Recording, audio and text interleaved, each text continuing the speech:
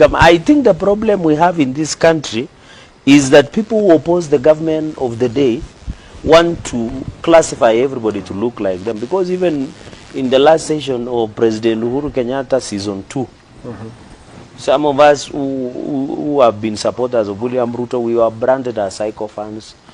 With some we call diehards, some we are being called you can catch a bullet. I think there's somebody called Bruno Mars who said, I can hold a grenade for you. So at the end of the day, we are just, the issue is, there is so much disinformation and information, say that when some of us defend the development record and political realignment in the country, we appear as sycophants. But being a sycophant of a government, a sitting government, will never be apologetic. Because this country, even when you go to America, when you belong to a particular leaning, even in UK, when you are a Republican, you should defend the policies of a Republican. When you are a Democrat, and that is why us in Kenya Kwanza and UDA, we are defending the bigger, because the team leader, the team captain of our team is President William Ruto.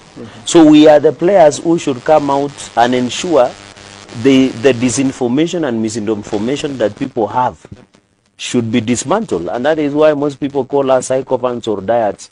We do it because we believe that the President William Ruto should, and of course will deliver for Kenyans, especially in this region of Rift Valley and across the country. So, and you know, that is democracy.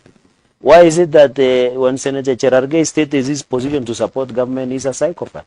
But why is it the people in opposition, when they oppose the government, they are Democrats? So, you know, you cannot have your cake and eat it, and these people are just being, they have nothing to offer, because if they state their position, everybody will listen. The way we defend government, they can critique, and we have never called them psychopaths for criticizing the government of the day.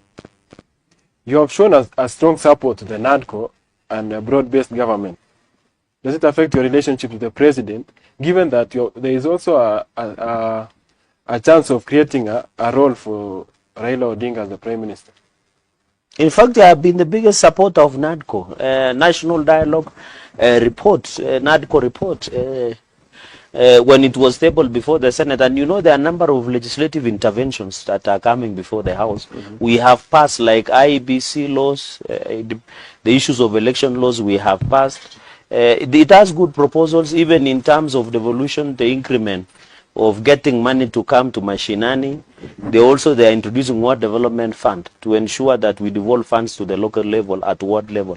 So the NADCO report is very good, and in my own opinion, and I think many people have been attacking me and fighting me for stating my mind, and that is why Kenya is a democratic country. You can speak your mind, I speak my mind. So in this NADCO report, I was proposing that we should amend to create the office and expand the executive.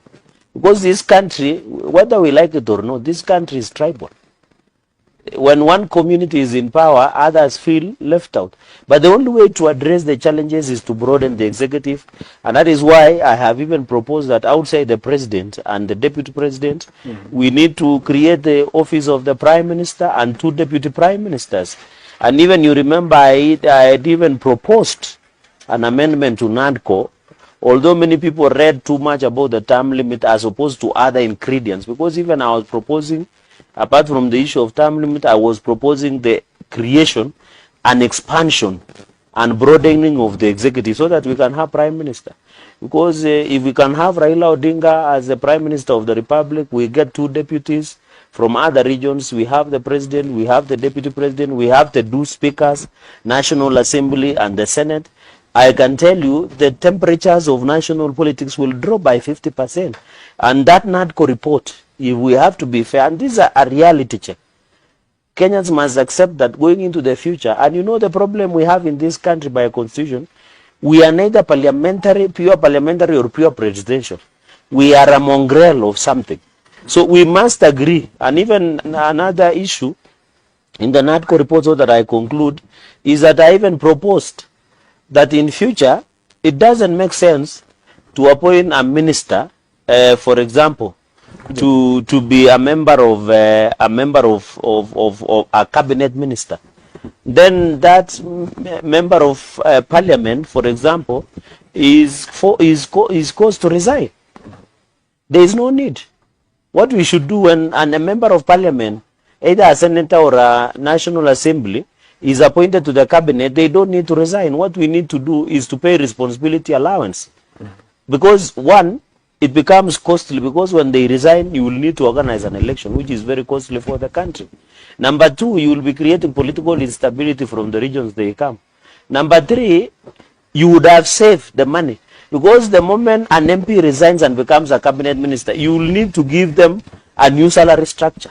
But if you are to appoint an MP to be a minister, you just give them responsibility allowance, they remain, and you save the country. That is why, if the people who are open-minded, they are not opposing anything, they should have listened to me and say, this proposal of having an MP not to resign, but give them a responsibility allowance to sit in the cabinet and be a minister, the way we used to do before, we would have saved a lot of millions to this country. Because, for example, the new ministers that have been appointed, you will need new car, new offices, new salary, new structure of pay, everything. If the, for example, an MP that was appointed to public service, for example, if he was just to be sworn in and give a responsibility allowance, there will be no change much to salaries and remuneration commission. So on this NADCO report, we are going to support. Even in parliament, we have brought a number of legislation and policy. Even I'm happy that NADCO captures the issue of corruption. You know, our counties are bastions of corruption. And that is why even on this issue of road maintenance levy fund, most of the members of National Assembly don't want 11 billion to be given to governors because they are accusing governors of perpetuating corruption. So in this NADCO, there is a proposal that we must fight corruption. And the only way to fight corruption in this country is that if you want to ensure corruption does not happen, the way when you go to Japan and China where people are being hanged for being corrupt, we should propose, and we even propose under Economic Crimes Act, I think that one of 2 or 3, we should prosecute the people who are corrupt within 6 months. The problem in this country, when somebody is found with corruption, they are prosecuted to eternity. So what we should propose, and I'm happy the NADCO gave birth to broad-based. And now that Raila Odinga, you know, there was an attempted coup in June in 2024. Although the JNC protests were done with good intention. But along the way, there was infiltration of criminal elements. And those criminal elements wanted to do a coup. And when Raila Odinga came on board and stabilized the government, that is when now we had broad-based government. And this broad-based arrangement, I want to assure the country, will go beyond 2027. We will engage. Most of the GNCs who are actually championing the maandamano, that was not their topic. Their issue was, apart from corruption, they felt that they have been left out of the government. Correct. So they also felt that maybe when the President Ruto was reshuffling the cabinet, he should at least have included some of them. But the GNCs are there, like this guy of water. He's a GNC. And the news peers of information. But you know, the fact that I think what should happen is not even having GNCs in cabinet. What should happen is we have deliberate affirmative interventions to ensure most of the young people, including GNCs and millennials and others, and the youth of this country, have access to opportunities without unnecessarily knowing or becoming a cabinet minister. Because if we fight corruption, the services will be easily, because when a GNC wants to get an ID, they will not need to buy their way through or a birth certificate or want to what we call kazi maju